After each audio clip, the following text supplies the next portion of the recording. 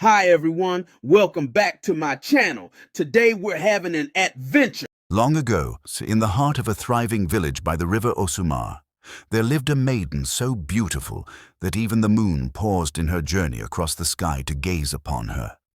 Her name was Adesewa, daughter of a humble palm wine tapper. Her skin glowed like polished bronze, her eyes sparkled like the morning star, and her voice, soft yet commanding, could silence quarrels in the marketplace. Suitors came from far and wide, offering gifts of gold, cattle, and coral beads. But Adesewa had already given her heart to Ayinde, a brave hunter known for his kindness as much as his strength. The villagers whispered that their love was ordained by the ancestors, for whenever Ayinde returned from the forest, Adesewa would already be waiting at the footpath, as though her spirit knew he was near. But beauty often comes with a price. One evening, as the village prepared for Adesewa and Ayinde's wedding, the old priestess of the river shrine, Iya Orisola, paid her a visit. Her eyes were clouded with age, yet she saw deeper than most. She carried with her a calabash filled with river water. "Adesewa," she said in a trembling voice, "the goddess of the river has laid a claim upon you. On the day of your naming ceremony, your mother dedicated you unknowingly at the banks of Osumare. The goddess nurtured you, made you beautiful, and destined you to be her bride. If you marry a mortal man, the river will come for you." Adesewa trembled, "But Mama never told me this. I love Ayinde." "I cannot leave him," the priestess sighed. "Then you must appease the goddess with a covenant, a vow to serve her as her daughter even while you live as Ayinde's wife. Refuse her, and your joy will last but one night." Adesewa, stubborn and proud, shook her head. "My life is mine. I will not share it with any goddess." The priestess poured the calabash water on the ground. The soil hissed as though fire touched it. "Then may the ancestors have mercy on you." The day of the wedding arrived with celebration. Drums echoed across the village, maidens danced with calabashes on their heads, and elders blessed the union. Ayinde, dressed in leopard skins and beads, held Adesewa's hand as the crowd cheered. Night fell.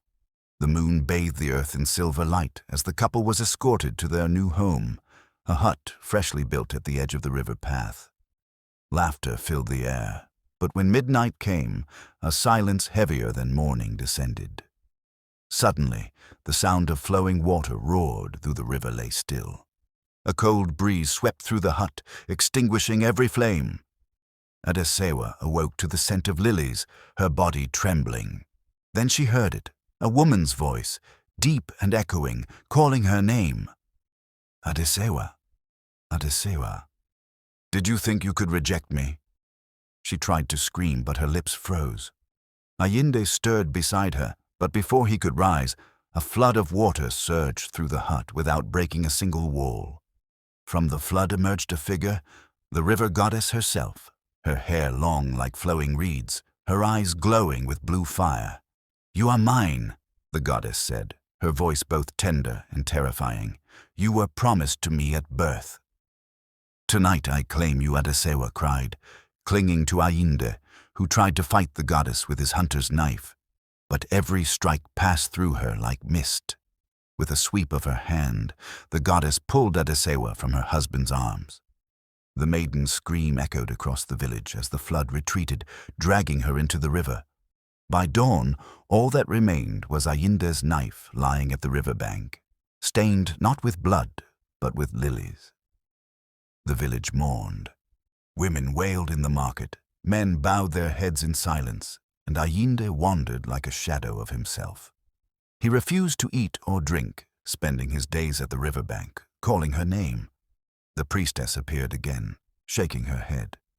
"The river has claimed what belongs to her. But beware, Ayinde. The goddess does not take without binding. Adesewa lives beneath the waters now, neither dead nor alive. If you truly love her, you must descend into the river world. But many who go never return, Ayinde swore by his father's spirit that he would bring Adesewa back. Armed with charms, cowries, and his hunter's courage, Ayinde entered the river shrine at midnight. The water swallowed him whole, and he found himself in a kingdom beneath the waves, palaces of coral and crystal, guarded by maidens whose skin shimmered like water. At the throne sat the goddess, and by her side was Adesewa, dressed in flowing garments of seaweed and pearls, her eyes distant as if enchanted. "Leave her," the goddess warned, "or join her forever. The world above no longer remembers you." But Ayinde stepped forward. "I would rather die with her than live without her."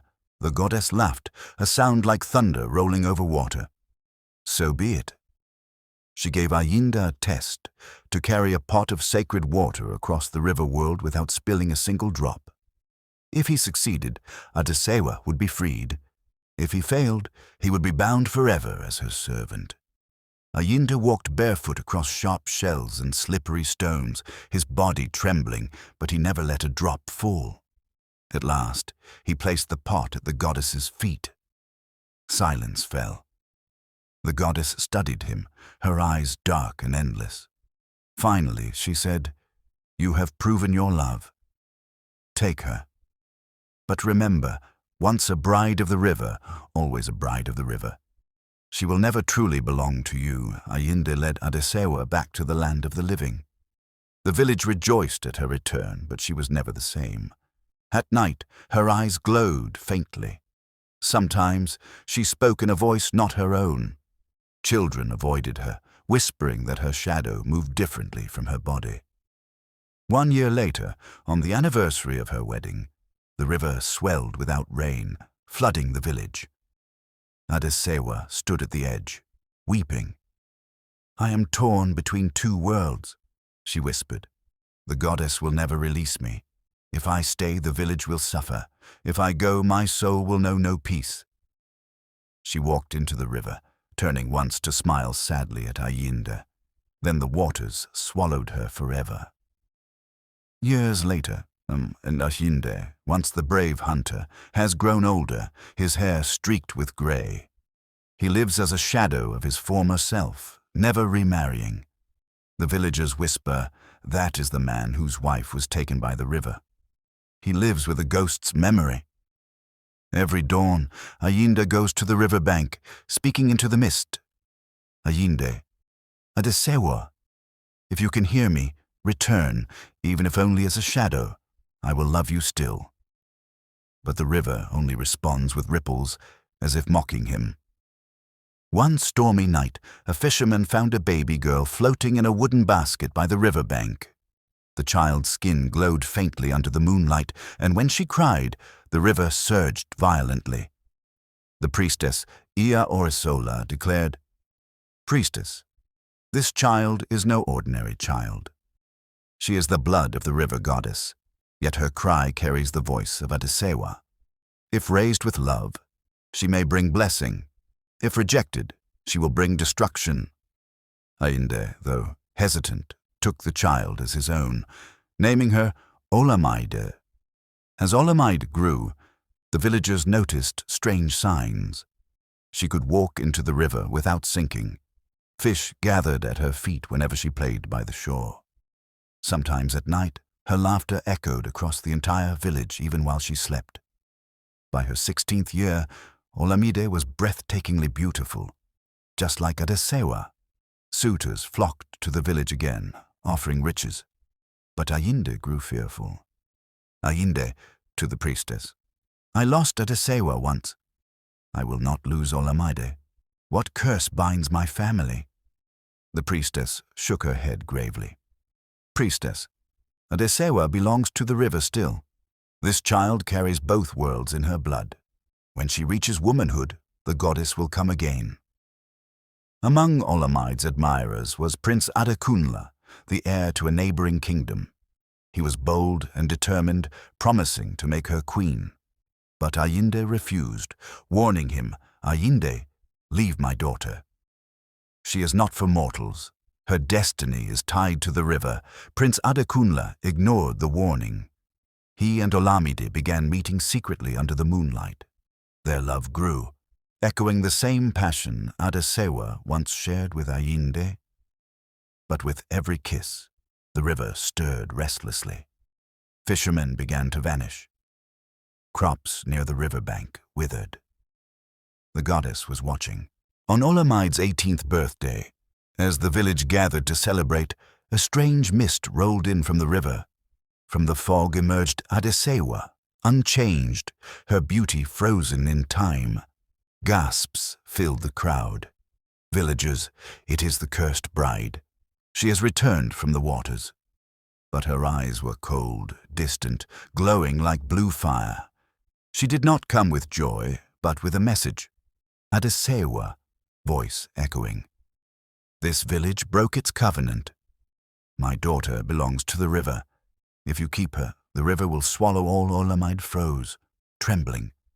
Mother, Ayinde ran forward, weeping. Adesewa, after all these years, you live. But she did not smile. Her voice was like rushing water. Adesewa, I live, but not as yours. I belong to her, and now so does our daughter. Desperate to save Olamide, Prince Adekunle went to the king of his land for help. But the king, seeing an opportunity, betrayed them. King, if this girl truly belongs to the goddess, then she is dangerous. Kill her before she destroys us all. When Olamide learned of this betrayal, she ran to the river, torn between her love for Adekunle and the call of her mother beneath the waters. At midnight, the river erupted like thunder. Waves rose higher than trees. Adesewa emerged once more, her hands reaching for Olamide. Adesewa, daughter, come home. Olamide, weeping, but I love him. I love the world above Adesewa. Love cannot fight destiny. The blood of the river flows in you. Ayinde fell to his knees. Ayinde, spare her. Take me instead. Let my daughter live free. The goddess's laughter echoed. Mortals cannot change what has been written. Olamide turned to her father, her tears glowing like pearls. Olamide, if I must choose, then let me choose with love. She walked into the river, her body glowing until it vanished beneath the waves. The water calmed. The goddess's voice whispered in the wind. Goddess, once a bride of the river, always a bride of the river. The village mourned again. Ayinde, broken beyond repair, faded into silence, living only in memories. Prince Adekunle returned to his kingdom, haunted by the loss of his love. And sometimes, on moonlit nights, villagers claim they see two maidens, Adesewa and Olamide, dancing upon the river, their laughter mingling with the rushing waters. The shrine to the river goddess grew larger, for the people feared her wrath.